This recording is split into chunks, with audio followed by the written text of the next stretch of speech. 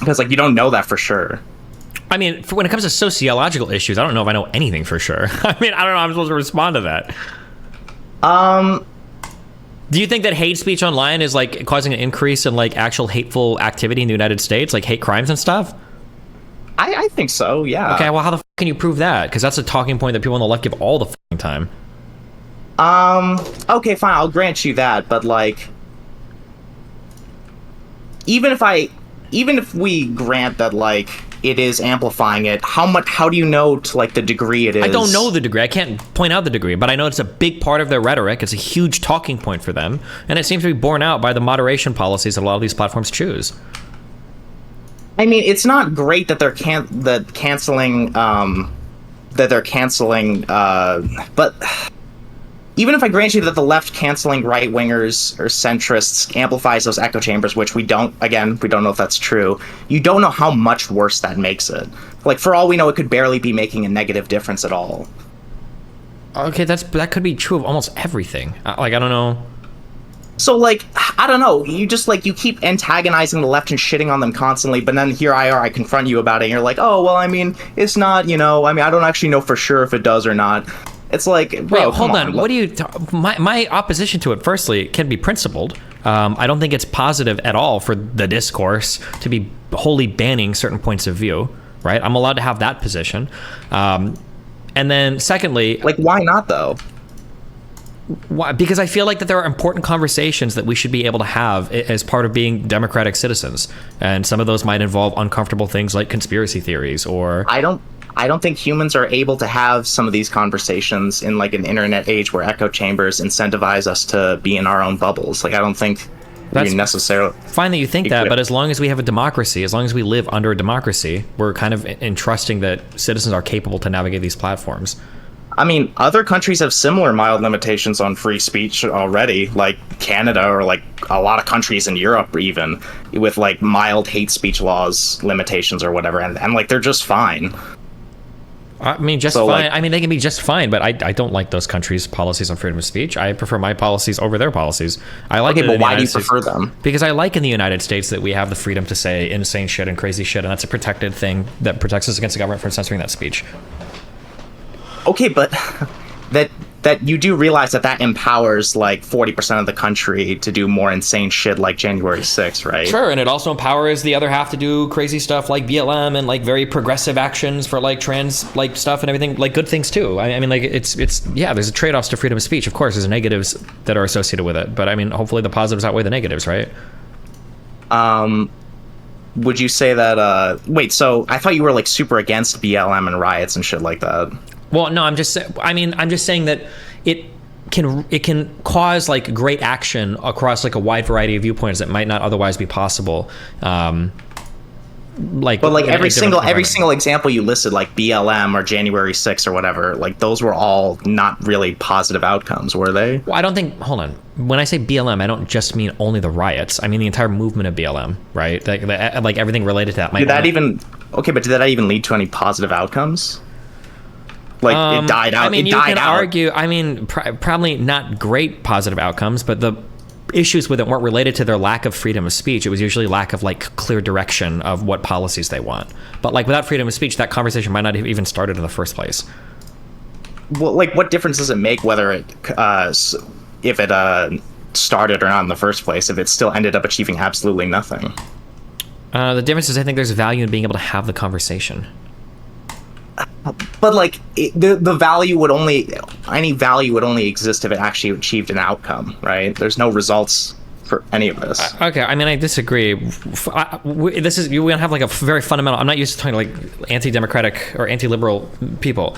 I have a principled attachment to the concept of freedom of speech. I think that part of the human expression is being able to express ideas and not having to worry about what government institution might say, we don't want to hear that idea, it's no good. We don't want to hear that idea, we don't agree with it. I'm principally attached to that idea. If you want to do like some utilitarian calculus on the outcomes or whatever, then I guess we can try to have an extended conversation on, has freedom of speech benefited the United States more than it's hurt it? I mean, I'd be inclined to say yes, just because we seem to be one of the most freedom of speech countries in the world, and we are also arguably the most successful country in the history of the entire world. Maybe those two things are just an accident, they're not correlated. But yeah, I have a principal attachment to freedom of speech. Yeah, but yeah, go ahead. I'm not saying that like we should outright like destroy freedom of speech or like remove it completely. I'm just saying that like mild limitations on it, you know, because like it seems like with no restrictions like we have now in the United States, there's lots of people. I don't think you can really have. I don't think you can have mild restrictions on it. It's a little bit all or nothing. I think when it comes to like ideology, like we can have restrictions in terms of like you can't encourage people to commit crimes or something, right? Or certain laws that like make sense. But in terms of like you can't say this because it's hateful. Once you go down that road, I don't really think you ever come back. I don't think it's a slippery slope.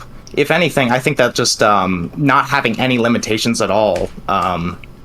Maybe in a pre-internet world was fine, but like there's a lot of like conservatives who, because of internet echo chambers, are like predisposed to becoming farther right with no limitations to. Sure, then make a better argument. Give them something different. Hold on, real quick for chat.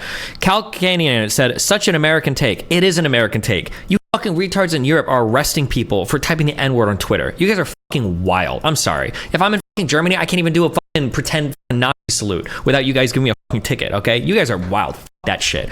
Fuck freedom of speech in Europe, okay? You are AIDS motherfuckers. Sorry, go ahead. You really are an American. Yeah, okay. I am. I'm very American, of course. I don't have much of my country I can be proud about today, okay? But one of the things I can be proud about is our criminal justice system is fucking awesome, and our freedom of speech is fucking awesome. I like those two parts of the United States, okay? Criminal justice system is awesome, dude. Hell yes. Like, what happened to that? What happened to that public lynching of that black guy that happened recently? Like from the police force. That's not our criminal justice system. Those are bad police actors. Our criminal justice system, as is enshrined in law, is awesome. There are bad cops in every country in the world. Isn't it true that like I mean, I could be wrong, but like I'm pretty sure I've heard a talking point that like American cops like have the most cause the most casualties more than like any other country's police force or whatever. That's probably true, but American police are probably also under more threat of violence than any other police force in the world. We've got like 350 million guns in this country. Well, I mean, that's kind of an argument that we should probably remove guns, but I don't know. Yeah, but we're not talking about guns. We're talking about our criminal justice system. The cops are not the criminal justice system. It's just one aspect of it. I guess. Where are you from? Anyway, you're a Kanakuk, aren't you? Who, me? Yeah, where are you from? Wait, what's a Kanakuk? I don't know, some Canadian. No, I'm not from Canada. But I just think that like your obsession with like harping on how the left is like banning people and how like that's what's making like conservatives more right-leaning, or you're buying into the bullshit narrative that like conservatives try to buy sympathy with. I just think that it's very likely that a lot of these, you know, Nazis like Kyle Rittenhouse or Sneeko or what have you were probably just predisposed. Are either of those people Nazis? Sorry, go ahead. Or like super far right lunatics. Okay. Like those types of people were probably just predisposed to becoming further right-wing over time, regardless of whatever catalyst it is. So like, yeah, like banning, like if we banned Kyle Rittenhouse on Twitter and that's what made him a Nazi, like I feel like it was only a matter of when, not if. Okay. I mean, I don't think that's true. I don't think that people are like beyond reach and that some people are just destined to become far-right actors.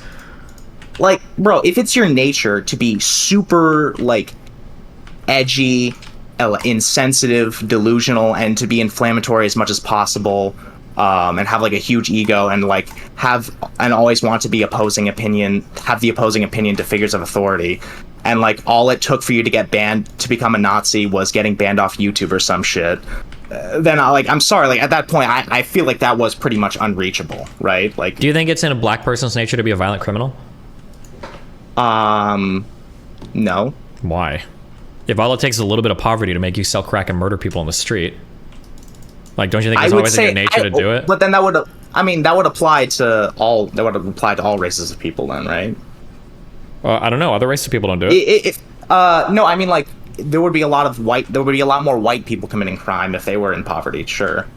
So white people in poverty don't commit crime like black people. So do you think it's in a black man's nature to be violent? No, okay, wait. I was saying that, like, white people commit less crime because there's less of them in poverty. Yeah, but I'm pretty sure even white people in poverty, so if you go to, like, bumfuck country places, aren't committing crimes at the same rates that black people in poverty are.